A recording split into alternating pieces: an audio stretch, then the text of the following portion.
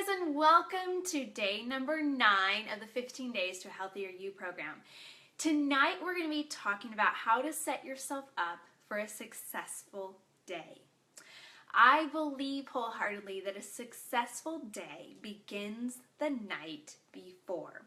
If you want to set your day up for success, if you want to be more productive, if you want to have more focus, if you want to have more clarity, if you want to have more joy, get more things done, and just enjoy your life more, you set yourself up for that the night before. If you feel like you struggle to get up every morning, if you feel like you wake up and your feet hit the floor and you're just kind of this zombie and you just walk around in circles and you don't know really what to do and you're just trying to get yourself to wake up and you just feel like you just go round and round and round in circles. Well, what I want to share with you in this lesson, I think will really encourage you and give you some practical tools and strategies to set yourself up for a successful day. And it's amazing, when you set yourself up for a successful day, you are able to live with so much more joy and so much more calmness, and that's going to affect your overall health. So to change your morning, to change your day, you first need to change your evening. I just really want you to be able to live your life with intention, to live your life with purpose. And so I'm going to give you some tools and some suggestions on ways that you can set yourself up for success the night before. Number one, I believe that you need to have an evening routine. You need to have a short list of a few things that you do every night before bed that are going to set your day up for success. Now, this is going to look a little bit different for every single person, but there's some steps that you can take to kind of figure out what a good evening routine would be for you. First off, determine your bedtime. What time do you need to get up in the morning by in order to be out the door in time to start your day off on the right foot? I want you to write that time down, and then I want you to count backward by 8 to 9 hours. Whatever time you land on, this is your new bedtime. This is the time that you must be in your PJs, have everything finished for the night, and be in bed. And I know, I have told you guys that I struggle with the whole bedtime thing, but I've been trying to be a lot more consistent about really making sure that I get 7 hours of sleep. And in order to get 7 hours of sleep at night, or a little bit more than 7, I'm shooting for 7.5, I have to be in bed for 8 hours. If I'm not in bed for 8 hours, I do not get 7 to 7.5 hours of sleep. So I want you to figure out how much time do you need to get to be in bed to get a good night's rest. What does that look like for you? And then I want you to set a bedtime. You don't have to follow it perfectly. You're not always going to be able to follow it perfectly, but when you have something that you're aiming for, there's a lot more chance that you're actually going to hit it or hit close to it than if you have nothing that you're aiming for and you just kind of aimlessly go about your evening and you start watching shows and you start working on projects and you start getting on social media, and pretty soon it's 1 in the morning and you need to be up and out the door by 7:30, and no wonder you're going to feel tired and stressed the next morning, okay? So when you have a bedtime, then you know, I'm going to get a good night's rest if I get in bed by this certain time. It's not always going to happen perfectly, but when you aim for it, there's much more chance that it's actually going to happen. Sticking with the consistent bedtime just might be your number one key to morning success. When you're well rested, you have more energy, more clarity, and more productivity. Not to mention that you're usually less stressed, less irritable, and life just looks a lot rosier when your sleep tank is full. To be really honest, I went to bed early last night and then I woke up in the middle of the night and I just was up for a while. I was up for an hour and a half. My mind was racing. There's just a lot of things going on, and so I ended up not getting really great sleep. And when I woke up this morning, it was 6:30 and I was grouchy because my sleep tank was not full. And I had a choice. My to-do list was really long, and I wanted to just say, oh well, I didn't get a good night's rest. I did the best I could do. But I knew that if I were to try to power through, I would be grumpy and grouchy and irritable all day long, and it was worth it to say, you know what? If I start my day later, but I have a little bit more sleep in my tank, I'm going to feel better. And so I let myself go back to sleep for 30 minutes. And I felt like a new woman when I woke up after that. So I know that not all of you have that ability with the season of life that you're in, but I had to force myself to make the choice that was the best choice for me, even though it meant that possibly I was not going to get some really important things done today. And so when you have a choice, make the choice that is the best choice, not the choice that you feel like, well, it's the right choice. I really should just get up and get around. If you can get more sleep, and if you're still tired, get the sleep. Also, pick your top 5 evening must-dos. So once you have your bedtime determined, then it's time to determine the 5 things that you're going to commit to do every evening before bed. Now, if you're anything like me, you probably want to come up with 25 things that you think you really should do before you go to bed. I want you to keep it to 5. And if 5 sounds like a lot or too much, you're in a busy season of life, pick 3. 2 or 3 is better than none at all. So keep it simple. Pick your 5 must-dos. To figure these out, I really encourage you to start by listing off everything that comes to your mind. So all the ideas that you have of things that you could do before bed and that you should do before bed and things that would help you set up your next day for success, write them all down and then prioritize and figure out what are those top 5 things. So here's some ideas. It could be have your clothes laid out for the morning, get the kitchen cleaned up, get lunches made for the next day, get breakfast in the crock pot or cereal out in cereal bowls and spoons set out on the table. Make your to-do list for the next day. Do a quick 15-minute house cleanup. Or get everything together and set by the door that you need for tomorrow.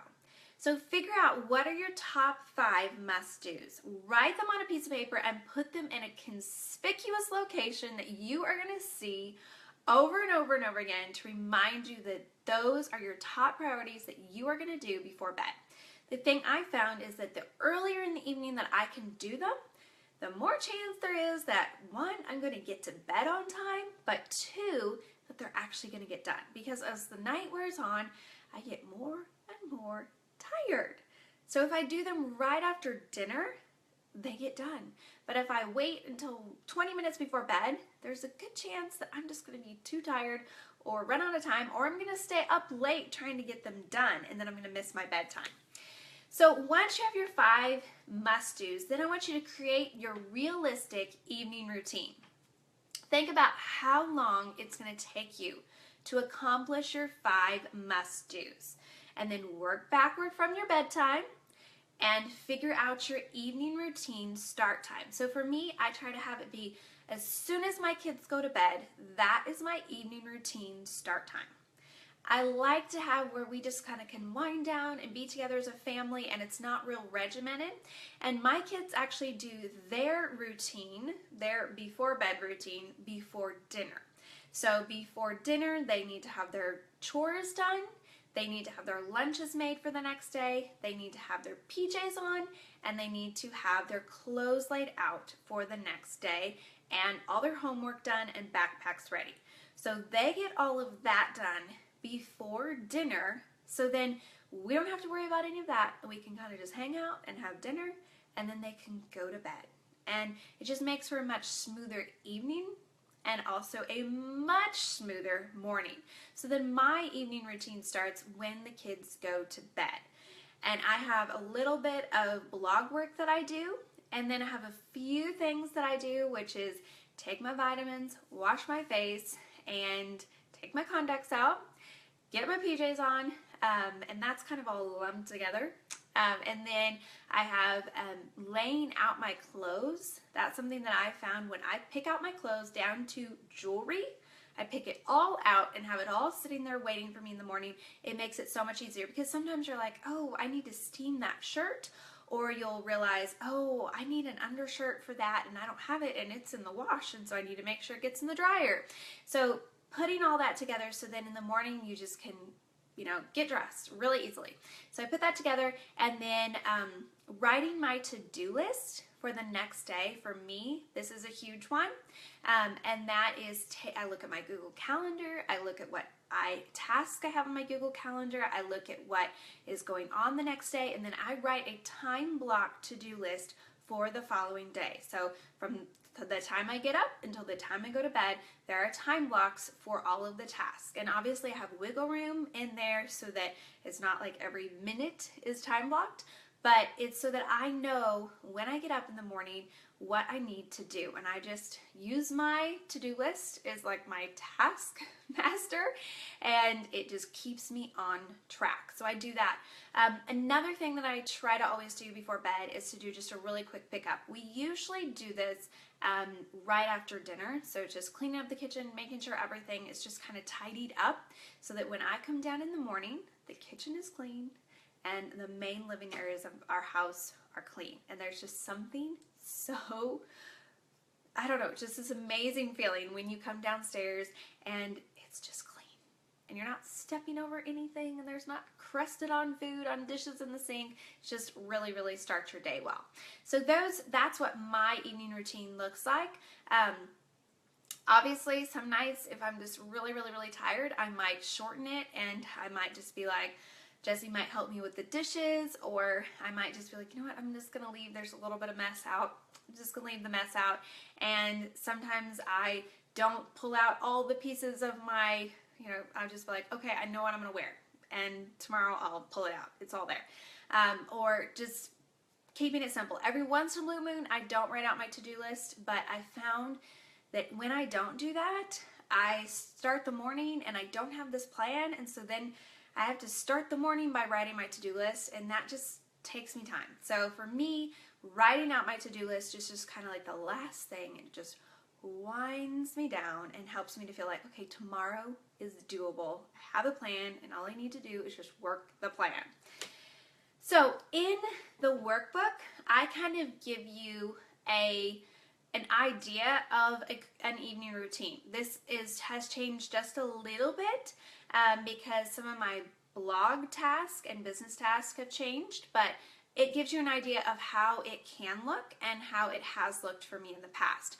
One of the reasons that I try to start right after dinner is because I want to be able to get to spend time with my husband, and we love to just hang out, watch a show, or we'll just sit in bed and read together, or we just hang out, we talk, and I love to have that time. So that 45 minutes or an hour where we're just together and we are just, it's just chill time. So if I start my evening routine as soon as dinner's over with, then I'm able to have that time and we can just chill and get to bed at a good time. So you can see my evening routine or an example of an evening routine in the workbook if you're interested.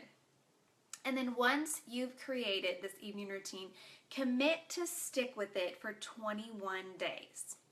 There's something about the 3-week number that really helps you solidify things and make it a habit. And you're probably gonna have to tweak it a little bit, and it's not always gonna be perfect. But remember, just like I said with bedtime, if you have something that you're shooting for, then it's much more likely that you're going to get some things done than if you don't shoot for anything at all. There's a good chance you're kind of gonna not really do anything well.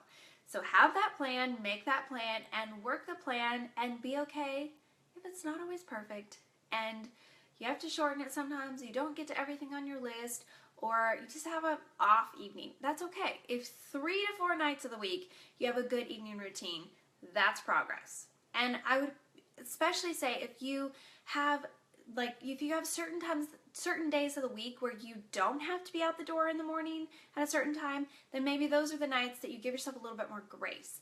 But if you need to be out the door early in the morning, this is a gift that you are going to give to yourself in the morning by taking the time to set up that evening routine and then follow through with it. Now, in your workbook, I have some ideas of ways to set up your evenings for success. So if you are looking for more ideas, I encourage you to go through that. I talk about cleaning your kitchen before bed, picking out tomorrow's outfit, and I talk about planning a time block to-do list. And I walk you through more detailed on how I do that, how it's really simple for me, and give you some resources that will help you to be able to implement that in your home if any of those are areas that you struggle with. Now, your project for today is to determine a bedtime. And I would love to hear from you. If you have that bedtime determined, leave a comment and tell us what time you have determined for your bedtime to be. And then, guess what?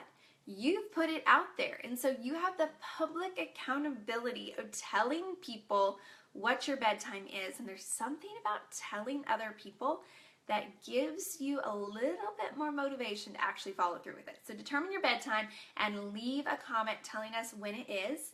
And then I want you to pick your 5 evening must-dos.